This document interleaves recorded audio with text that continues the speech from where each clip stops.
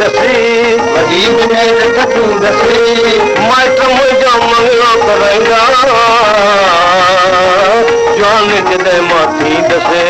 अञा त ऐटम नंढड़ी आहियां अञा त ऐटम नंढड़ी आहियां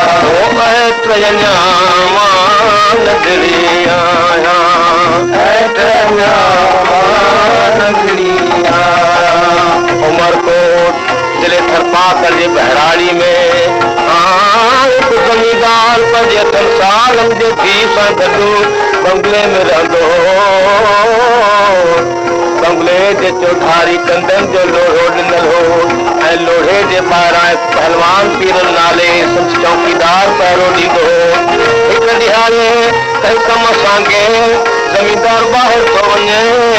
ऐं घर में पंहिंजे 8 साल जी धीउ अकेली ॾिसी पंहिंजे नौकर पीरल खे पारक थो करे वञे पीरल करे थो मुंहिंजा साईं हीअ मुंहिंजी नंढड़ी अम्मा आहे त मां हुनजो को बि फिक्र न करियो ज़मींदार जे ॿाहिरि वञण जो मौक़ो वठी हिकु चोर डाकू पुठे पासे खां लोढ़ो टिपी बंगले में दाख़िल थो थिए ऐं अन जे तुंहिंजे पुठियां लिकी थो वेहे 8 सालनि जी छोकिरी जीअं हिकु जारे मां बत्ती खणी ॿिए जारे में रखी राति जो सुम्हण जी कोशिशि कई त सोझरे ते वञी चोर ते नज़र पियसि ऐं तिर्क भरे ॾकी गई पर दिलि न लथाई दिल में सोचाई त मुंहिंजो पहलवान पीरल नौकर त ॿाहिरि बराबरि वेठो आहे परदेसी सॾु करियांसि तेसी मूंखे चोर मारे विझंदो उन करे अहिड़ी का अटकल करियां जो चोर खे पीरल खां झलायां पंहिंजी जान बि बचायां पंहिंजो माल बि बचायां छा कयई जो बत्ती साॻे जारे में रखी आयत कढी वई कतण लॻी ऐं आयत सां ॻाल्हियूं करण लॻी चोर जे लेखे त ॿार आहे 2 मिंट आयत सां ॻाल्हियूं करे ॻाए ॻाए थकिजी सुम्ही पवंदी पर ॿुधंदड़ सोचियो त 8 सालनि जे छोकिरीअ छा पंहिंजो दिमाग़ सां कमु वरितो आहे उहा आयत खे चवे थी त मुंहिंजा मिठड़ा आयत ओ मुंहिंजा अजड़ा आयत अञा त आयत मां नंढड़ी आहियां अञा त आयत मां नंढड़ी आहियां वॾी बिनेट थींदसि वॾी बिनेट थींदसि माइट मुंहिंजो मंगलो कराईंदा जवान जॾहिं मां थींदसि अञा त आयत मां नंढड़ी आहियां अञा त आयत मां नंढड़ी आहियां ऐत अञा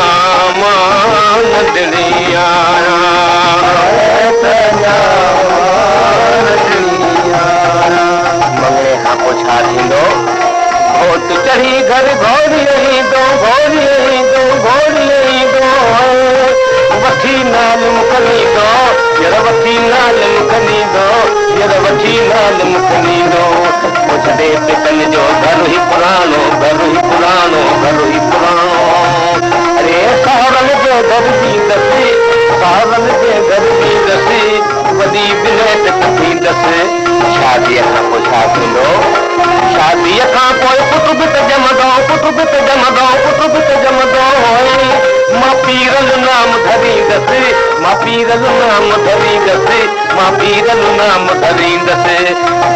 मुंहिंजो वॾड़ो थींदो पीरल ॿारनि सां खेॾण वेंदो पोइ मां मानीअ लाइ सॾींदसि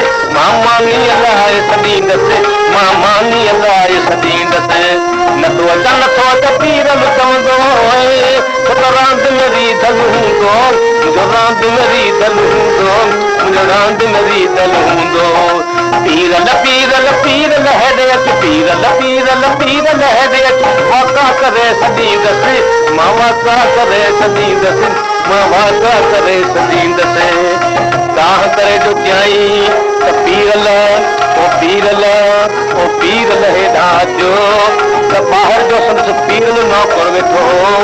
तंहिं सम्झो त शायदि अम्मा मूंखे थी सॾु करे सो यकदम बर्ट खोले अंदरि आयो ऐं दरवाज़े वटि बीही चवणु लॻो अम्मा तव्हां छो सॾु कयो इहो पीरल हाज़ुर इएं जो चयई त चोर हैरान थी वियो बेहोश थी वियो सफ़ा गिग पे ही वहेस दिल में ख्याल कई त छोकरी 10 सालन जी हिते ई वेठी आहे एतिरे में वॾी थी सो मङी सो पढ़ी सो ॾाढीअ सां पीरल विझणाई छोकरी एकदम आंगुर सां इशारो कयो त चोर लिखो बीठो आहे पीरल वञी चोर खे पकड़ियो कीअं अकुल सां छोकरीअ चोर भी पकड़ायो माल भी बचायो जान भी बचाई ॿुधंदड़ वीचार कयो मान आहियां